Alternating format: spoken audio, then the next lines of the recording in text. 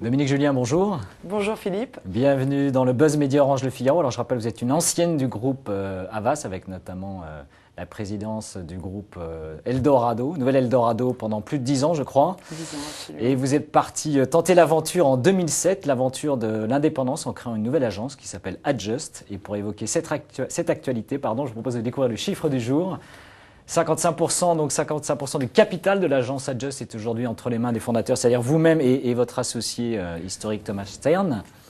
Les 45% restants du capital sont aux mains de l'industriel Vincent Bolloré, qui est également le patron, on le rappelle, et propriétaire du groupe Havas. Qu'est-ce que vous apporte concrètement Vincent Bolloré? C'est un gage de sécurité pour une entreprise qui se lance sur le marché? Sûrement pour certains de nos clients, ça a surtout été un gage je dirais, enfin plus qu'un gage, une opportunité pour entreprendre et innover. Je crois que Vincent Bolloré est quelqu'un d'extrêmement sensible à l'entrepreneuriat. Dès 2007, nous avions dit il faut un nouveau modèle qui reparte from scratch et qui intermêle digital et publicité. Il y a cru, il nous a donné notre chance et c'est formidable. Ça nous a permis aussi, parce que comme vous dites, on est deux associés, Dominique Julien, Thomas Stern, Just sont nos initiales d'ailleurs, mais Jean-Philippe Marzel nous a rejoint. Ça c'est depuis le début de l'année. Oui, en janvier, parce que nous pensons qu'aujourd'hui, pour avoir les meilleurs, il faut les associer. Donc, maîtriser son capital, c'est aussi ouvrir le capital à des talents et à des talents de demain. Donc tous les collaborateurs seront associés un jour ou l'autre, ou ça se fait progressivement, j'imagine, avec les seniors? Ça se fait progressivement, on ne donne pas du capital comme ça, mais on ouvre à des gens qui peuvent contribuer au projet. Alors il y a 3 ans, ça fera 3 ans en septembre prochain, donc vous faisiez le pari d'Adjust en essayant de marier à la fois ce que vous dites, le meilleur de la publicité et du monde de l'Internet. Qu'est-ce qui vous différencie aujourd'hui fondamentalement d'une agence de publicité classique, comme il y en a un certain nombre sur le marché français? Si vous voulez, Just, nous cherchons à nous occuper plus des marques que de la publicité. J'ai bien peur que moi-même je suis publicitaire d'origine et on a très vite compris qu'il fallait absolument se détacher d'un corps de métier. Je crois qu'aujourd'hui l'enjeu des marques n'est pas la publicité, même si c'est un investissement relativement important. L'enjeu des marques face à une immense révolution, une immense mutation, c'est probablement des enjeux de transparence, d'utilité, et d'avoir un nouveau rôle. Quand vous pensez qu'aujourd'hui les marques les plus puissantes sont Google et Apple, Google s'est rendu aussi indispensable qu'une brosse à dents, sans jamais faire de publicité. Apple est aujourd'hui... fait très peu de pub aussi. Fait de la pub, mais montre en réalité son produit. C'est son produit qui a tout inventé. Donc les marques ont un espèce de cheminement à trouver qui est, bien entendu, le digital a un rôle énorme à jouer et qui est de redonner du sens dans cette nouvelle époque. Et je crois que chez Adjust, on est très obsédé par ça. Il faut être extrêmement humble parce que tout ça change à toute vitesse. Il faut donc un esprit de coopération avec les clients pour tenter des expériences neuves qui vont bien au-delà de la publicité. Il y a aussi un autre enjeu très très important qui est l'ajustement des dépenses. Donc chez Adjust, donc on ajuste les marques à l'époque, mais on ajuste aussi les systèmes de dépenses.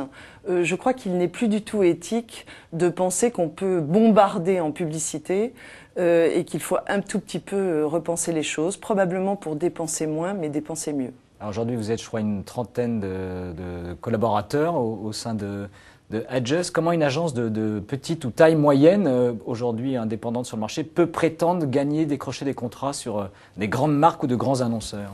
Eh bien, écoutez, nous sommes très fiers car aujourd'hui nous annonçons l'arrivée d'Aéroports de Paris chez Adjust. Donc, Aéroports de Paris a choisi Adjust pour l'ensemble de sa communication boutique et services, ce qui est un enjeu considérable pour Aéroports de Paris et ses millions de passagers étrangers et français où la qualité de service fait partie de leur ADN et où je dirais, les parcours de consommation dans l'aéroport et requalifier le temps passé dans l'aéroport et réserver justement sur le site d'Aéroport de Paris ces services sont les enjeux de demain.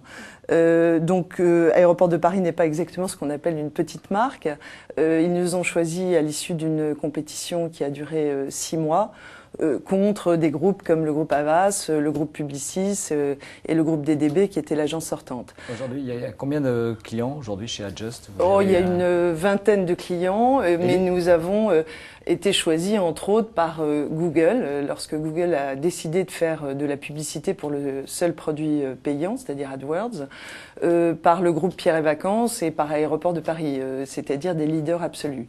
Je crois qu'aujourd'hui, il y a une espèce d'idée reçue qui était aller dans une agence, une plus petite structure présentée, serait soi-disant risquée par rapport à des groupes existants.